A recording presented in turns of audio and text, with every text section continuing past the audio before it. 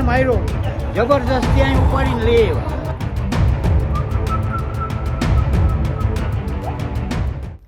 જૂનાગઢ જિલ્લાના મેંદરડા તાલુકામાં આવેલી માનસિક દિવ્યાંગ લોકોની સેવા કરતી ગાંગેડી આશ્રમ સામે આક્ષેપો કરવામાં આવ્યા છે. સુરતની એક મહિલા દ્વારા આ આક્ષેપો કરવામાં આવતા ચકચાર મચી છે. સુરતમાં રહેતા ભૂમિબેન મહેતાની 22 વર્ષની દીકરી દિશા મહેતા માનસિક દિવ્યાંગ હોવાથી ગાંગેડી આશ્રમમાં 1 મહિના પહેલા મૂકવામાં આવી હતી. તારીખ 1 માર્ચના રોજ ભૂમિબેન પોતાની 22 વર્ષની દીકરીને મળવા ગયા હતા, ત્યારે અહીંના સંચાલકો દ્વારા તેમને મળવા દેવાની મનાઈ કરવામાં આવી હતી. ઉપરાંત અહીં તેમની દીકરીને સાંકળથી બાંધીને રાખવામાં આવતી હોવાના પણ તેઓએ આક્ષેપ કર્યા છે. સાથે સાથે દીકરીને આશ્રમના સંચાલકો દ્વારા લાકડી વડે માર માર્યો હોવાના પણ આરોપ લગાવાયા છે. મેં મારી દીકરીને ગંગેડી આશ્રમ સમઢિયાળા મૂકેલી, જૂનાગઢ ડિસ્ટ્રિક્ટ. ત્યાં મારી દીકરીને 1 મહિનો ને 3 દિવસ રાખી ને ત્યાં એની હાલત અતિ ગંભીર હતી. એના ફોટા આવ્યા ને ફોટા મેં રજૂ કર્યા ને દીકરીને સાંકળેથી બાંધેલી હતી ને ખાવા પીવાય નહોતા દેતા એને, ને મોઢામાં ચિત્રું બાંધેલું હતું ને ઢોર મારતા લાકડી ને પ્રાઇવેટ સ્પાટ ઉપર પાટું મારેલું છે. મારી દીકરીને પ્રાઇવેટ સ્પાટ ઉપર પાટું મારેલું છે. મારી દીકરી દિવ્યાંગ છે 75%.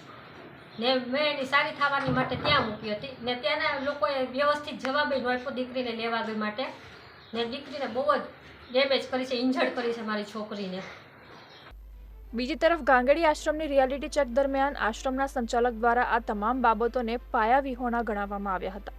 આ સંસ્થામાં 200થી વધારે દિવ્યાંગ લોકો રહે છે, જેમાં 95 જેટલી મહિલાઓ અહીં રહે છે. કોઈપણ પ્રકારની ફી લીધા વગર અહીં આ 200થી વધારે દિવ્યાંગોને રાખવામાં આવે છે. ત્યારે સુરતની મહિલા દ્વારા જે આરોપ લગાવવામાં આવ્યા છે તેને લઈને જણાવ્યું હતું કે તેની દીકરી બીજા અન્ય લોકોને મારતી હતી અને બીજાને નુકસાન વધારે ન કરે તે માટે તેને બાંધીને રાખવામાં આવતી હતી, જ્યારે મારવાની વાત સદંતર ખોટી હોવાનો ખુલાસો કર્યો હતો.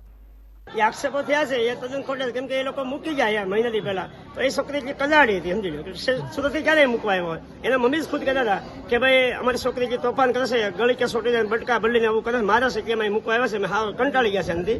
હા, એ મહિનાથી પહેલા એ મૂકી ગયેલા, તો અહીંયા પણ એ પ્રભુજીને એ રીતે ઉપર હુરા હતા કે મારતી ને બાજતી બધા. અને આ જે ગાંડા છે એકબીજા કઈ સમજવા નથી, એકબીજા બથો બચ થાય, બાજે મારે એકબીજા સામે આમ સમજી લો, એવી ઘટના બનેલી. અને એ લોકોએ આક્ષેપ મારા છોકરા ઉપર નાખી દીધા બધા સમજી લો.